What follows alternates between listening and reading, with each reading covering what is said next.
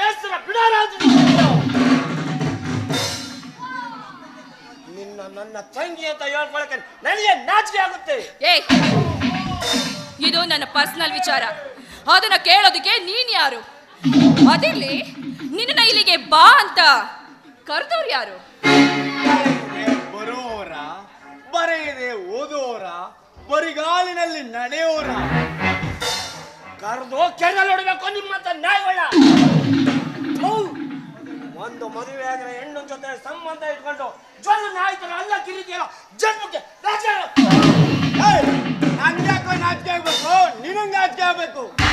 ನಾನು ಗಂಡು ದುಂಬಿ ಇದ್ದಂತೆ, ಹಸುವಾದಾಗ ಮಕ್ರಂತ ಇರೋದೇ ನನ್ ಕೆಲ್ಸ. ಕೇಳಿದೆವನು ಅವನು ಆಡ್ತಾ ಇರೋ ಮಾತನ್ನ. ಇವನು ಗಂಡು ತುಂಬಿ ಅಂತೆ, ಕಂಡ ಹೂಗಳ ಮೇಲೆ ಹಾರಬಹುದಂತೆ. ಅದಕ್ಕೆ ಕಡೆ ಹೇಳೋದು, 100 ಹೆಣ್ಗಳ ಜೊತೆ ಒಬ್ಬ ಗಂಡು ಇದ್ರೆ ಅದನ್ನ ರಸಿಕ ಅಂತಾರೆ. ಅದೇ ತಾಲಿ ಕಟ್ಟಿರೋ ಗಂಡನ್ನ ಬಿಟ್ಟು ಇನ್ನೊಬ್ಬನ ಜೊತೆ ಇದ್ರೆ ವೇಶ್ಯ ಅಂತ ಪಟ್ಟ ಕಟ್ಟ.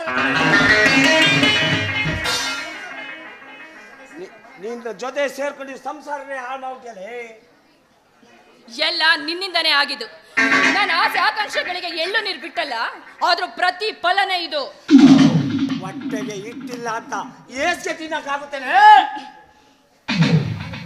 ಪಾಲಿಗೆ ಬಂದದ್ದು ಪಂಚಾಮೃತ. ತಾಲಿ ಕಟ್ಟಿರೋ ಗಂಡನ್ನ ದೇವರು ಅಂತ ಪೂಜಿಸ್ಬೇಕನೆ. ಹೆಣ್ಣಿಗೆ ಮುತ್ತೈದತನ ಅಂದ್ರೆ ಮಾಂಗಲ್ಯ ಭಾಗ್ಯ. ಆ ಮಾಂಗಲ್ಯ ಭಾಗ್ಯ ನಿನ್ನ ಮುತ್ತಿನ ಕಳಸ, ನಿನ್ನ ಗಂಡ.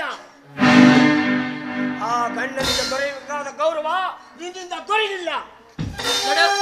ಅದೆಲ್ಲ ನನಗೇನು ಬೇಕಾಗಿಲ್ಲ. ನನ್ನ ಆಸೆ ಆಕಾಂಕ್ಷೆಗಳೆಲ್ಲ ಪಣಕ್ಕಿಟ್ಟು ಗಂಡ ಮಣ್ಣು ಮಸಿ ಅಂತ ಹೋಯ್ತಾ ಇದ್ರೆ ಅದಕ್ಕೆ ಬೆಲೆನೂ ಕೂಡ ಇರೋದಿಲ್ಲ. ಅರ್ಥ ಆಯ್ತಾ? ನಿನಗೆಲ್ಲಿರ್ಬೋದು ಕಣೆ. ನಮ್ಮ ಮನೆತನಕ್ಕಿದೆ, ನಮ್ಮ ಸಮಾಜಕ್ಕಿದೆ, ನಮ್ಮ ಸಂಸ್ಕೃತಿಗಿದೆ. ನಾವು ಕಾಡು ಮೃಗಗಳ ಜೊತೆ ವಾಸ ಮಾಡ್ತಾ ಇಲ್ಲ ಕಣೆ, ನಮ್ಮೂರ ಜನಗಳ. ಒಂದು ಹೆಣ್ಣು ಮದುವೆ ಆದ ಮೇಲೆ ಪರಪುರುಷನ ಅಣ್ಣ ತಮ್ಮದಿರ್ತರ ಕಾಣ್ಬೇಕು ಕಣೆ, ಕಾಣ್ಬೇಕಣೆ. ಜೊತೆ ಸೇರಿ ನಮ್ಮ ಸಂಸಾರ ಎಲ್ಲ ಹಾಳು ಮಾಡ್ಬಿಟ್ಟೆ, ನಮ್ಮ ಮನೆತನ ಎಲ್ಲ. ಸಾಕು, ಸುಮ್ಮನೆ ಇರೋಣ. ನೋಡು, ನಿನ್ನ ವೇದಾಂತ ನನಗೆ ಬೇಕಾಗಿಲ್ಲ. ಈ ಸಮಾಜಕ್ಕೆ ಹೆದರ್ಕೊಂಡು ನನ್ನ ಆಸೆ ಆಕಾಂಕ್ಷೆಗಳನ್ನ ನಾನು ಹಾಳು ಮಾಡ್ಕೊಳ್ಳೋದಿಲ್ಲ. ನಾನು ಅದನ್ನೇ ಹೇಳ್ತಾ ಇರೋದು ಕಡೆ. ಆಸೆ ಆಕಾಂಕ್ಷೆಗಳಿಗೆ ನಿನ್ನ ಹೆಣ್ಣತನ ಗಾಡಿಗೆ ತೂರ್ಬೇಡ ಅಂತ.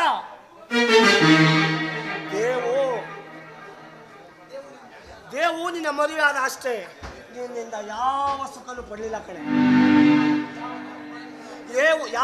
ಯಾವ ತಪ್ಪು ಮಾಡಿರೋ ದೇವಿಗೆ ಜೀವಿಗೆ ಅಪಾಯವಿದೆ.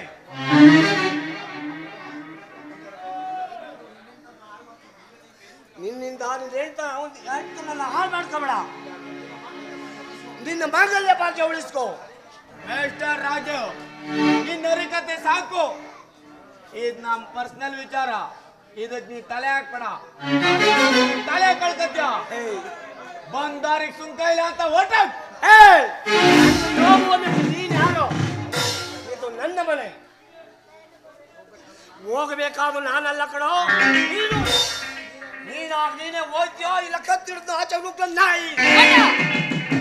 ನಾಯಿ ಅವರಲ್ಲ, ನಾಯಿ ನೀನು. ಮುಚ್ಚೆ ಬಾಯ್ಯ. ಒಡ ಹುಟ್ಟಿದ ಅಣ್ಣಂದ ನಾಯಿ ಅಂತೇನೆ. ಈ ನಾಯಿಗೆ ನಿಯತ್ತಿರೋದ್ರಿಂದ ನಿನ್ನ ಸಾಕಿ ಸೆಲಗಿ ಬೀದಿಗೆ ಬಿಟ್ಟಿದ್ದಕ್ಕೆ ಕಡೆ ನನಗೆ ಇಂಥ ಪರಿಸ್ಥಿತಿ ಬಂದಿದೆ.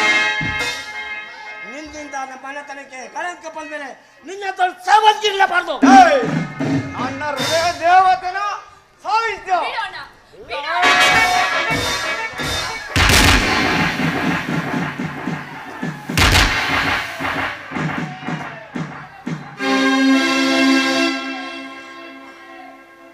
ನೆರಳನ್ನು ನೀಡುವಂತಹ ಮರವನ್ನೇ ಕಡಿವರಲ್ಲ.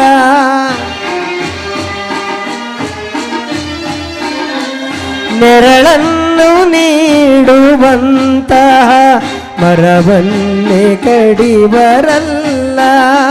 ನಿಸ್ವಾರ್ಥ ಜೀವಿಗಳಿಗೆ ಜಗದ ಮಹಿಮೆ ಅಪಾರ. ಅಯ್ಯೋ ದೇವರೇ,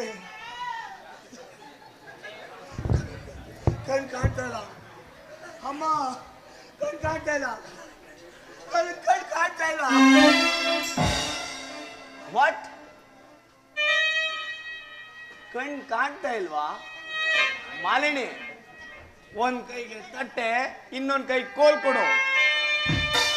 ಕುಡ್ಮನಲ್ಲಿ ದೊಡ್ಡದಾಗೈತೆ, ಭಿಕ್ಷೆ ಬೇಡ್ಕೊಂಡು ಜೀವನ ಮಾಡ್ಲಿ. Yes, good idea.